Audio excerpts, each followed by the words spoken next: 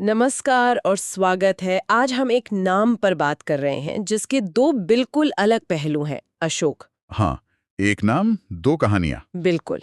एक तरफ है सम्राट अशोक, मौर्य साम्राज्य के महान शासक जिनका जिक्र इतिहास में सुनहरे अक्षरों में है। और दूसरी तरफ है आज की एक जानी मानी यूनिवर्सिटी, अशोक यूनिवर्सिटी। शिक्षा जगत में एक बड़ा नाम, और हाँ, कभी-कभी चर्चाओं में भी। तो आज हम इन्हीं दो अशोक की दुनिया में उतरेंगे। सम्राट अशोक की विरासत, उनके धम्म के पीछे का असल मतलब क्या था। हाँ, और वो कलिंग युद्ध वाला मोड़, क्या वो उतना ही सीधा था या कुछ और परतें भी थी, इस पर बात करेंगे। और फिर आज की अशोक यूनिवर्सिटी कैसे बनी, क्या खास है, क्यों इतनी चर्चा में रहती है। और हमारी ये सारी बातचीत आधारित है अलग अलग स्रोतों पर। हमने विकिपीडिया देखा, यूनिवर्सिटी रैंकिंग्स खंगाली हैं, एजुकेशन सेक्टर पर एनालिसिस पढ़े हैं। हाँ, और रेडिट जैसे फोरम पर जो बहसें होती हैं उनको भी देखा है। मकसद यही है कि इन सब स्रोतों से जो जरूरी बातें हैं, जो अलग-अलग नजरिए हैं, वो सामने रख सकें। एक संतुलित तस्वीर पेश करने की कोशिश करेंगे बिना किसी तरफ झुकाव के। हम्म।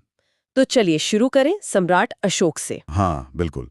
मौर्य साम्राज्य मतलब लगभग 322 ईसा पूर्व से 185 ईसा पूर्व।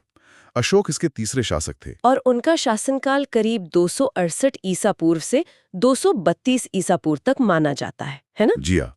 और अशोक की कहानी में सबसे बड़ा टर्निंग पॉइंट आता है कलिंग युद्ध, लगभग 260 ईसा पूर्व। वो युद्ध जिसकी भयानकता के बारे में बहुत कुछ कहा सुना जाता है। बिल्कुल। कहते हैं कि उस युद्ध में जो खून खराबा हुआ, जो विनाश हुआ, उसे देखकर अशोक का मन बिल्कुल बदल गया। और उन्होंने हिंसा छोड़कर बौद्ध धर्म और अहिंसा का रास्ता अपना लिया। यही कहानी हम सुनते आए हैं। हाँ, पारंपरिक कहानी तो यही है, लेकिन इतिहासकार इस पर थोड़ी बहस करते हैं। अच्छा, मतलब क्या सिर्फ कलिंग युद्ध ही वजह थी या कुछ और भी था। ये अच्छा सवाल है। कुछ एक्सपर्ट्स मानते हैं कि शायद ये थोड़ा ज्यादा सरलीकरण है। हो सकता है कि अशोक का झुकाव बौद्ध धर्म या ऐसी सोच की तरफ पहले से बन रहा हो। अच्छा। हाँ, मतलब कुछ राजनीतिक कारण भी हो सकते हैं। जैसे एक थ्योरी ये है कि मौर्य शासकों को शायद कुछ कट्टर ब्राह्मण वर्ग वाले उतना ऊंचा नहीं मानते थे, तो अपनी सत्ता को एक नैतिक बल देने के लिए, एक लेजिटिमेसी के लिए उन्हें एक नई विचारधारा की जरूरत महसूस हुई। हाँ, बिल्कुल। और बौद्ध धर्म जिसमें नैतिकता और समानता पर जोर था, वो शायद उस जरूरत को पूरा करता था। तो कलिंग शायद एक ट्रिगर पॉइंट रहा हो। समझ गई। मतलब जमीन शायद पहले से तैयार हो रही थी। कह सकते हैं। अब आते हैं अशोक के धम्म पर। हाँ, ये भी एक दिलचस्प चीज है। हाँ, क्योंकि अक्सर लोग इसे सीधे सीधे बौद्ध धर्म समझ लेते हैं। जबकि ये उससे कहीं ज्यादा व्यापक था। ये कोई एक रिलीजन या पूजा पाठ का तरीका नहीं था। तो फिर क्या था असल में। ये एक तरह का नैतिक कोड था। सही जीवन जीने के सिद्धांत, शासन चलाने के सिद्धांत, समाज के लिए। अच्छा, जैसे क्या मुख्य बातें थीं इसमें। सबसे अहम तो था अहिंसा और करुणा, मतलब किसी को चोट ना पहुंचाना, सबके लिए दया रखना। ये बौद्ध धर्म में भी है, पर अशोक ने इसे स्टेट पॉलिसी बनाया। और दूसरा, धार्मिक सहिष्णुता, टॉलरेंस। अशोक के शिलालेखों में ये साफ लिखा है कि सब धर्मों का आदर करो, मिलजुल कर रहो। वो खुद दूसरे धर्मों को दान देते थे। ये तो आज भी बहुत जरूरी बात है। बिल्कुल। तीसरा था सामाजिक कल्याण, लोगों की भलाई के काम, सड़कें बनवाना, पेड़ लगवाना, कुएं खुदवाना, सराय बनवाना, यहाँ तक कि इंसानों और जानवरों दोनों के लिए अस्पताल खुलवाना। जानवरों के लिए भी अस्पताल, ये तो कमाल की बात है। हाँ, ये उनकी सोच दिखाता है।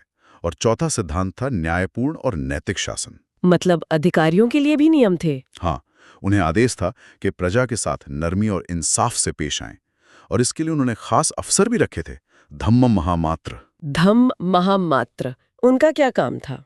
इनका काम था धम्म के सिद्धांतों को लोगों तक पहुंचाना, ये देखना कि लोग मान रहे हैं या नहीं, और अलग अलग धार्मिक ग्रुप्स के बीच तालमेल रखना। यानी एक तरह का मॉनिटरिंग सिस्टम भी था। हाँ, कह सकते हैं। वो चाहते थे कि धुम सिर्फ कागज पर ना रहे, जमीन पर उतरे। और अशोक की ये विरासत आज भी जिंदा है, उनके प्रतीक।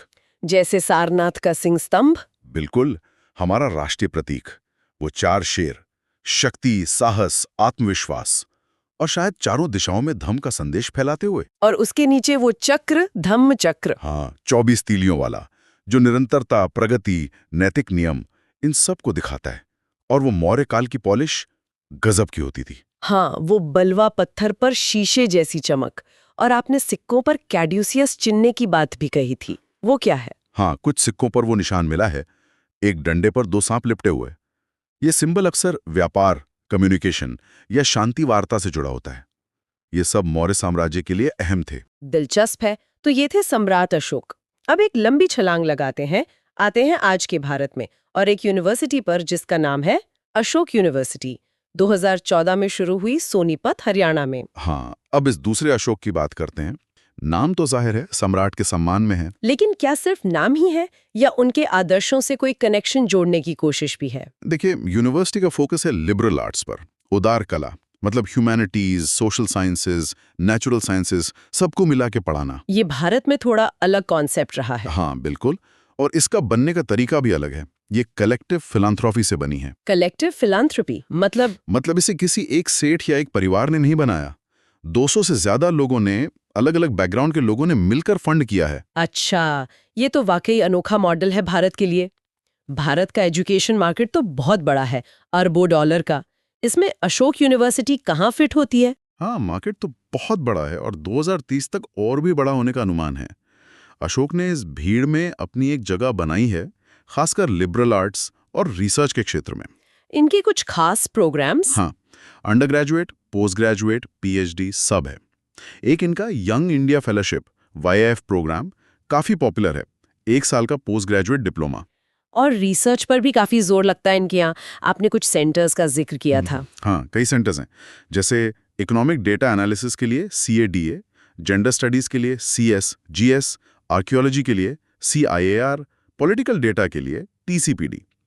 ये दिखाता है कि रिसर्च और इंटरडिसिप्लिनरी अप्रोच पर फोकस है। और दुनिया की दूसरी यूनिवर्सिटीज से भी इनके टाई अप्स हैं? हाँ, Yale, Pennsylvania University, King's College London, Trinity College Dublin, कई नामी यूनिवर्सिटीज के साथ इनके एकेडमिक समझौते हैं। अब आते हैं एडमिशन पर। सुना है बहुत मुश्किल है यहाँ घुसना। हाँ, मुश्किल तो है।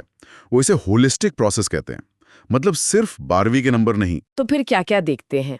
पूरा profile, academics, extra curricular activities, आपने जो निबंध लिखे, इंटरव्यू कैसा गया, और उनका अपना एप्टीट्यूड टेस्ट भी है। अच्छा, SAT, ACT स्कोर जरूरी नहीं है? जरूरी नहीं, पर अगर हैं तो मदद कर सकते हैं, खासकर इंटरनेशनल स्टूडेंट्स या स्कॉलरशिप वालों के लिए।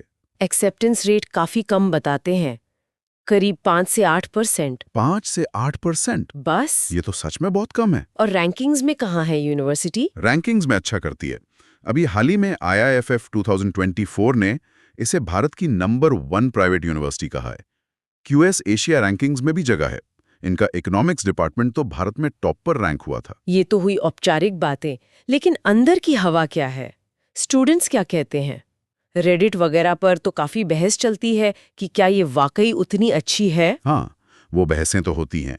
देखिए, ज्यादातर फीडबैक पॉजिटिव है। लोग कहते हैं पढ़ाई अच्छी है, फैकल्टी वर्ल्ड क्लास है, कैंपस लाइफ बढ़िया है। लेकिन कुछ चिंताएं भी होंगी? हाँ, वो भी हैं। एक बात जो बार बार उठती है वो है फैकल्टी का टिकना। कुछ लोगों को लगता है कि अच्छे प्रोफेसर आते तो हैं, पर शायद बेहतर मौकों के लिए जल्दी छोड़ जाते हैं, खासकर विदेश चले जाते हैं। अच्छा। और दूसरी चिंता, कुछ स्टूडेंट्स खासकर जो स्कॉलरशिप पर हैं, वो कभी-कभी एक आर्थिक गैप महसूस करते हैं। और एक तुलना ये भी होती है कि शायद IITs या मेडिकल कॉलेजेस जैसा डायरेक्ट प्लेसमेंट फोकस यहाँ कम है। मतलब अगर आपको सीधे नौकरी चाहिए तो शायद ये बेस्ट जगह ना हो, जब तक आपका प्लान आगे MBA या PhD का ना हो। ये प्रैक्टिकल बातें हैं। और विवाद, हाल के सालों में कुछ विवाद भी तो हुए हैं अकादमिक स्वतंत्रता को लेकर। जी हाँ, विवादों से भी नाम जुड़ा है। 2016 में और फिर 2021 में कुछ बड़े प्रोफेसर्स ने इस्तीफे दिए थे। प्रताप भानु मेहता, अरविंद सुब्रमण्यन। आरोप लगे थे कि यूनिवर्सिटी पर राजनीतिक दबाव है, अकादमिक आज़ादी कम हो रही है। यूनिवर्सिटी ने क्या कहा था इस पर? यूनिवर्सिटी प्रशासन ने इन आरोपों को नकारा था, लेकिन ये मामले काफी चर्चा में रहे। और 2023 में भी एक प्रोफेसर के रिसर्च पेपर पर काफी हंगामा हुआ था, है ना? हाँ, वो सब्यसाची दास वाला मामला। उन्होंने एक पेपर लिखा था 2019 के चुनावों में संभावित गड़बड़ियों पर। हाँ, याद आया। काफी राजनीतिक तूफान उठा था। बिल्कुल। यूनिवर्सिटी ने उस पेपर से खुद को अलग कर लिया। इसके बाद प्रोफेसर दास ने इस्तीफा दे दिया। फिर उनके समर्थन में एक और सीनियर प्रोफेसर पुलप्री बालकृष्णन ने भी इस्तीफा दे दिया। और यूनिवर्सिटी के अंदर भी इस पर काफी रिएक्शन हुआ था। हाँ, कई डिपार्टमेंट्स और स्टूडेंट्स ने प्रोफेसर दास का साथ दिया, अकादमिक स्वतंत्रता का मुद्दा उठाया। ये सब दिखाता है कि एक टॉप प्राइवेट यूनिवर्सिटी चलाना, खासकर भारत में, कितना कॉम्प्लेक्स है। बिल्कुल। और ये जरूरी है कि हम इन घटनाओं को सिर्फ रिपोर्ट कर रहे हैं, जैसा कि स्रोतों में बताया गया है, कोई पक्ष लिए बिना। हाँ, ये संतुलन जरूरी है। ये दिखाता है कि जब कोई संस्थान आलोचनात्मक सोच को बढ़ावा देने की बात करता है तो उसे किन चुनौतियों का सामना करना पड़ सकता है। तो अब कोशिश करते हैं इन दोनों अशोक को जोड़ने की। सम्राट अशोक का धम्म, न्याय, सहिष्णुता, कल्याण, सत्य की खोज, और अशोक यूनिवर्सिटी का mission, liberal arts, critical thinking, research, सामाजिक प्रभाव। क्या कोई वैचारिक पुल बन सकता है यहाँ? कोशिश की जा सकती है। देखिए, दोनों ही कहीं ना कहीं एक बेहतर, एक जागरूक समाज या नागरिक बनाने की बात करते दिखते हैं। कैसे? सम्राट अशोक ने धम्म के जरिए नैतिक आचरण सिखाया। यूनिवर्सिटी लिबरल आर्ट्स के जरिए छात्रों को जटिल मुद्दों को समझने, अलग अलग नजरियों से सोचने के लिए तैयार करने का दावा करती है। तो एक तरह से सम्राट ने शिलालेखों से संदेश फैलाया और ये यूनिवर्सिटी संवाद और शोध से ज्ञान और आलोचनात्मक सोच को। हाँ, कुछ ऐसा कह सकते हैं। और ये देखना भी अहम है कि अशोक यूनिवर्सिटी जैसी संस्थाएं भारत के बड़े एजुकेशन सिस्टम में क्या रोल प्ले कर रही हैं। हाँ, जहाँ चुनौतियाँ बहुत हैं, क्वालिटी, एक्सेस, इंफ्रास्ट्रक्चर। बिल्कुल। ऐसे में अशोक जैसे प्राइवेट इनिशिएटिव जो एक अलग मॉडल, लिबरल आर्ट्स, कलेक्टिव फिलांथ्रोपी लेकर आए हैं, वो एक तरह के एक्सपेरिमेंट हैं।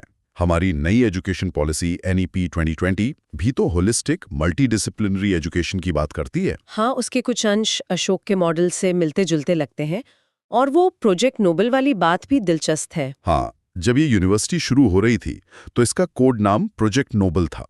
ये नाम ही उनकी महत्वाकांक्षा दिखाता है। बिल्कुल, कि वो कुछ वर्ल्ड क्लास बनाना चाहते थे। चलिए अब इस पूरी चर्चा को समेटते हैं। हमने सम्राट अशोक को देखा, उनके धम्म को समझा, अहिंसा, सहिष्णुता, कल्याण, उनके प्रतीकों की विरासत देखी। और फिर हमने आज की अशोक यूनिवर्सिटी को परखा। एक अहम संस्थान, लेकिन विवादों से घिरा हुआ भी।